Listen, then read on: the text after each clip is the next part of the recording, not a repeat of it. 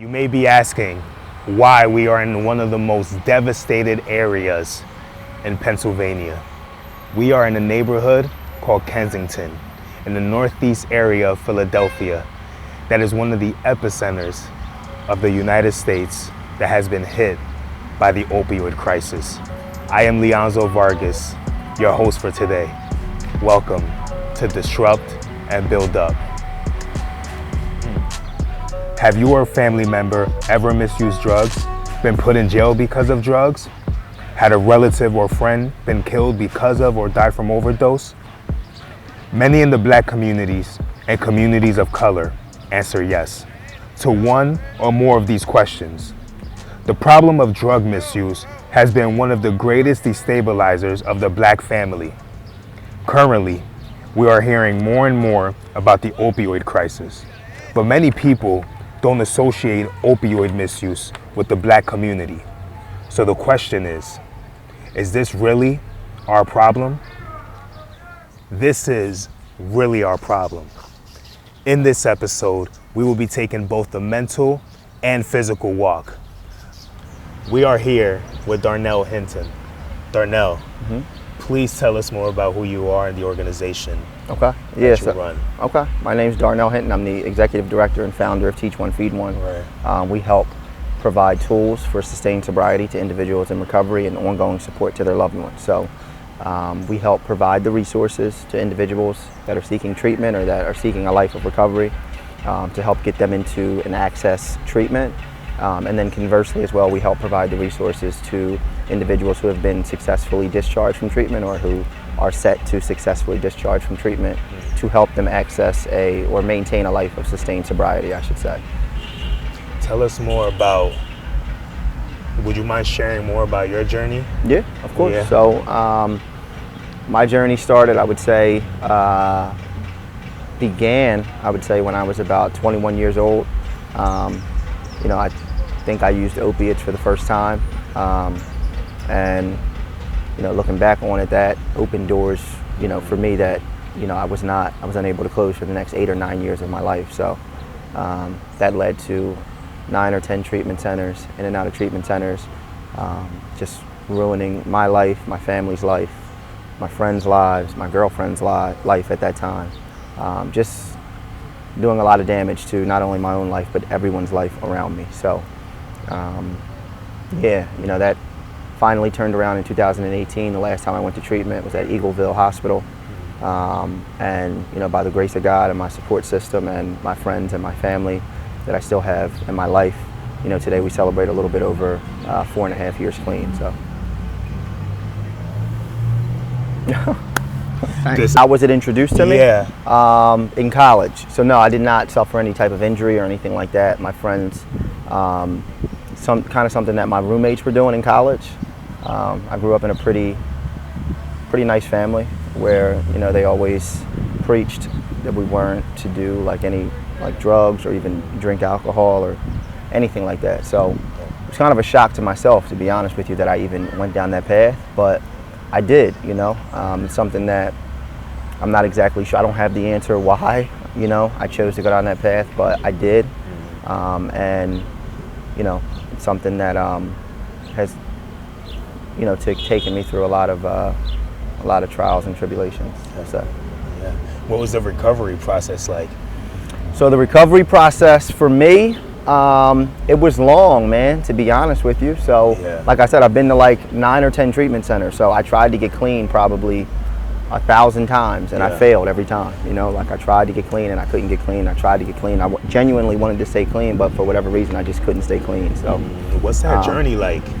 What's that process when you're wanting to get clean, but there's something what's happening? I'll just say that I've been to college. I've started businesses. Obviously, I've started a nonprofit organization. Yeah. None of that has ever been more difficult than trying to stay clean and stay sober and get clean and get sober. So, from a physical aspect, it's terrible. If you want me to be honest with you, it's something that I would not even wish on my worst enemy. There's so many withdrawal symptoms that you go through, especially from opiates, that you have to overcome. And from a mental aspect, it's even worse because you just have a lot of thoughts going through your mind, and you have a lot of things going on. You have a lot of emotions running through your mind, and it's just extremely difficult. It's extremely difficult to try and overcome. So Yeah. You want to walk for a second? yeah. What are some of those emotions that you're going through? If you can pinpoint them, or like, we'll start there. So some of the emotions I would say is, for one, you're extremely like irritable, because a lot of emotions are coming back. When you take opiates, you kind of like suppress a lot of your emotions, and you kind of like not only physically don't feel, but you mentally don't feel either. So you're kind of like cutting yourself off from the world. So I would just say that, you can be extremely irritable. Right. You can be, extremely like stressed out, and there's just a lot of things going on up there in your mind, and like a lot of figuring out like things that you're trying to figure out that you may not have the answers to in that moment. It's just extremely overwhelming, and it can be extremely stressful, to be honest with you. Yeah. What would be in a couple words? Mm-hmm. 3 words for you. What would be the 3 words that you would say was like to describe the process of wanting to recover, but like feeling like there's a wall, not being able to? Or is that even it? Is it just like you're not able to, or is it just like you're choosing? Take me through that. So 3 words. Yeah, 3 words. If you can. Wow. Definitely frustrating. I would say challenge. It's hard to try and pinpoint 3 words, but I would say frustrating, challenging, and maybe annoying. I'm not really, there's 1,000 words I can think of, to be honest with you. Okay. But it's just like I said, like every time I went to treatment, people go to treatment for many reasons. Some people go to treatment and they have no intentions of getting clean. They're just going because mom and dad said you have to go, so they're going. Yeah. Some people go because they've run out of options, and now they're homeless, or now, they've lost their job and they don't really have anything else to do or anywhere else to stay. So now the best option is to just go to treatment. I would like to think every time I went to treatment, I genuinely wanted to stay clean. It just didn't turn out that way. Why? I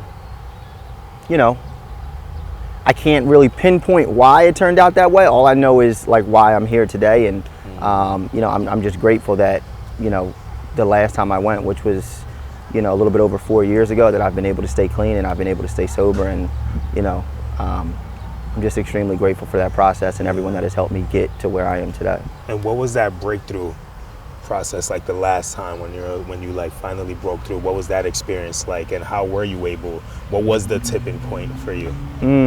So that's a tough answer. All I know is when I went to treatment,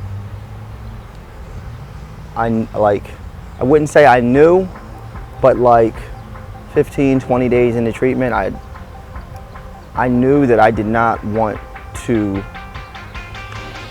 experience anything that I have experienced in the past, like ever again. I did not want to go through that process ever again. I did not want to go to treatment ever again. I did not want to lose my job ever again. I did not want to lose, a girlfriend ever. I did not want to lose. I had no more time to waste. I was 30 or 28 years old at that time, and I just knew that I wanted to, it was time to do something different, and it was time to change some things around. And when I say change some things around, I mean like my perspective and my outlook on life and like my mindset. And it was time to do something different. And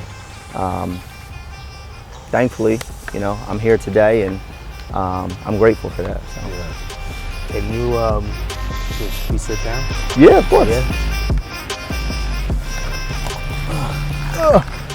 So let's talk about opioids. Why are they dangerous? Opioids are dangerous for many reasons, but they're dangerous because they're legal. So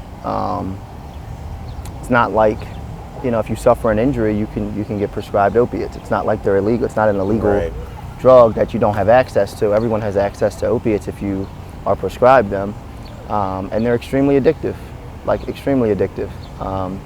And you know, what people don't, I guess, understand, or what people don't know, is they lead to what you see here in Kensington. You know, like the first time I took I didn't even know what an opiate was the first time I took it.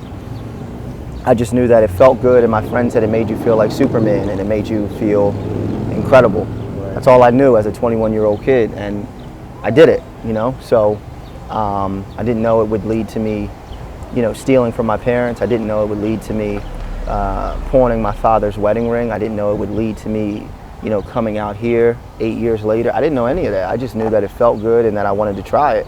So it's important to do things like this, and it's important to continue educating people, and it's important to continue, in a sense, making people uncomfortable and giving them the reality of where opioids lead to, so they're aware. So it's not a secret. Like when I don't have any kids at this point, but when I do have kids, they're going to know that, they're going to know my story, they're going to know I'm in recovery, they're going to know what drugs are, they're going to know exactly what they can do to you, so they're aware. You know, I don't think the answer is to hide it and not let people know. The answer is to educate people so they're aware and they can, you know, make their own informed and educated decision. Yeah, I hear that. So there's a substance now that's really taken over from a media standpoint and really being talked about how it's impacting our communities. Would you mind sharing a little bit about what your experience has been with seeing the effect of it within our communities?